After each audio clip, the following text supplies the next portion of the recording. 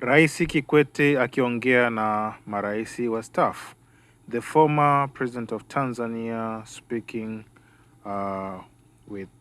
addressing the former presidents of Africa in Arusha, Tanzania, and he asked them if Arusha, Tanzania could be the headquarters of the former presidents of Africa. He spoke about a lot of things that are facing Africa.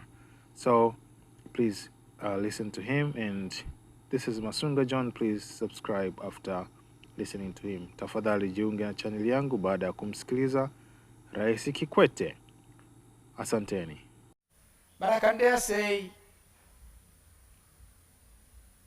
with confidence that we in Tanzania have somewhat been lucky. In many ways, it is thanks to the vision and efforts of our founding fathers, Mwalimu Julius Nyerere, the first president of the Republic of Tanganyika, and later the first president of the United Republic of Tanzania, and Sheikh Abeid Aman Karume, the first president of the People's Republic of Zanzibar, and later the vice president of the United Republic of Tanzania. They laid a firm and strong foundation upon which successive generations of leaders, me included, have continued to advance the nation-building project in our country.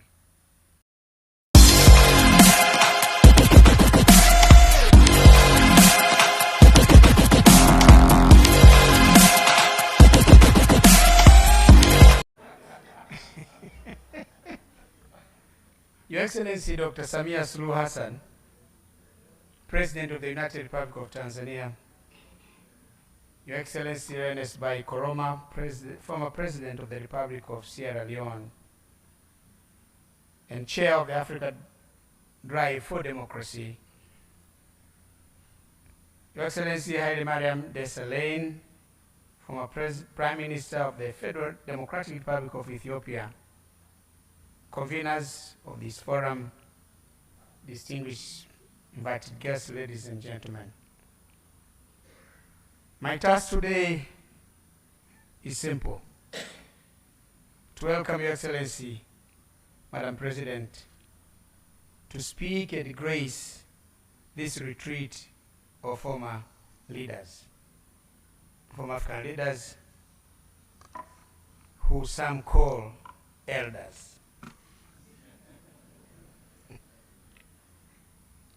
But before I do so, please permit me to join my two fellow former leaders who spoke before me to thank you most sincerely for accepting the invitation and for allocating time out of your very busy schedule to come in person to grace this meeting.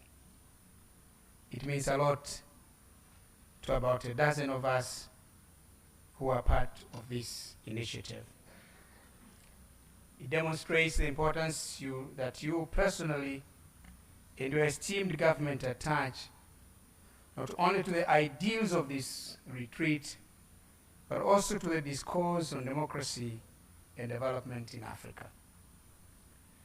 Your Excellency, the relevance of this retreat of former leaders cannot be overstated. It is timely, and it is needed in view of the multiple crises facing the African continent.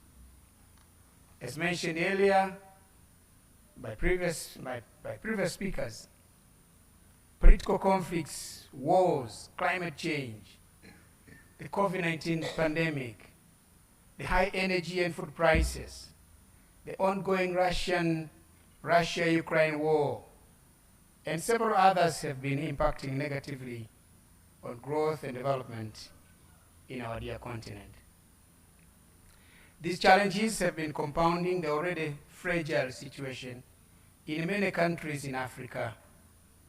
The confluence of these crises has exposed Africa's economic and governance frailties and underscores the need and importance of collectively exploring homegrown solutions to African problems. As a former leader myself, I can rightly testify that sitting African leaders have a pivotal role to play in addressing these challenges. It is their primary responsibility, but I believe also that former leaders can play a role in this regard. They are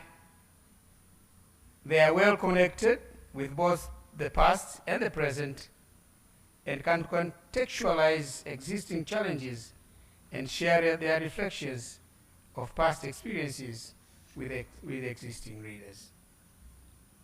At this juncture, I would like to take this opportunity to commend my fellow former leaders, His Excellency Ernest Bai Koroma, the former president of Sierra Leone, and for being the flag bearer of this wonderful initiative.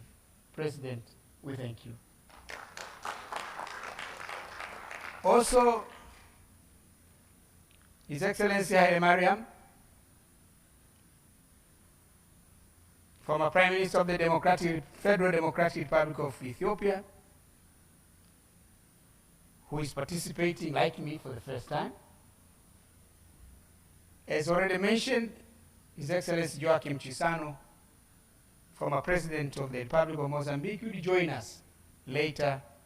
Maybe he's on his way from the airport.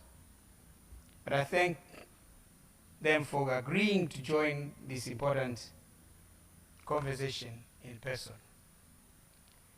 But I thank the chair, President Koroma. We've been whispering. I've been trying to, well, why are you laughing? You know, I've been trying to make him agree that Arusha becomes the seat of this initiative.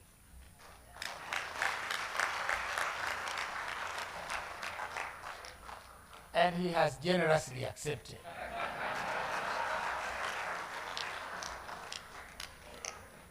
So, Prime Minister, if the chairman have said yes, can you say no? Then it's done. In the same vein, I commend the other 9 leaders who have joined this initiative. They were supposed to be with us, but could not for various reasons. Some are joining us virtually, enabled and facilitated by modern advances in information and communications technology. I'm told President Ellen Johnson Sirleaf was ready to address this meeting here, but this room is not made for that, unfortunately. But she will talk to us, President, after we leave this room at another facility. Your Excellency, President, as it has been stated already that this retreat of former leaders and distinguished participants will share their thoughts, wisdom, and experiences on the broader areas of governance and development, but accord specific attention on the intriguing subject of the state of democracy in Africa. I'm of the view that for one to fully appreciate the current situation in Africa, it is worthwhile to reflect on the challenges we have been grappling with in the political, economic, and development arena from a historical perspective.